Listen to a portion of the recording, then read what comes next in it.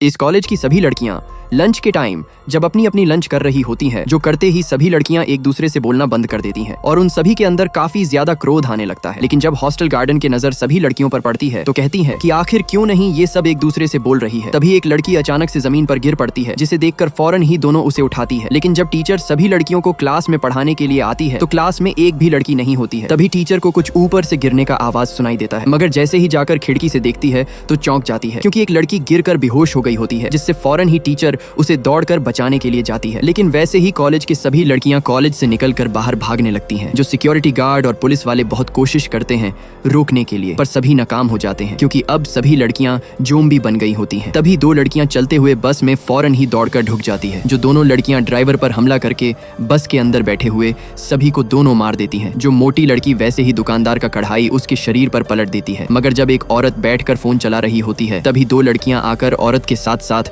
उसके बेटी को भी मार देती हैं। लेकिन तभी सिक्योरिटी गार्ड का नजर कुछ लड़कियों पर जाता है जो बिल्डिंग के ऊपर चढ़ गई होती है, जिसे कॉलेज के सारे टीचर उन सभी को जब बचाने के लिए जाती हैं तो तभी सारी लड़कियां कहती हैं कि अगर आप लोग आगे आएंगे तो हम लोग यहाँ से नीचे कूद जाएंगे। जो सुनकर टीचर धीरे धीरे पीछे हटने लगती है, मगर टीचर को कुछ समझ में नहीं आ रहा होता है, जिस वजह से फुट फुट कर रोने लगती है।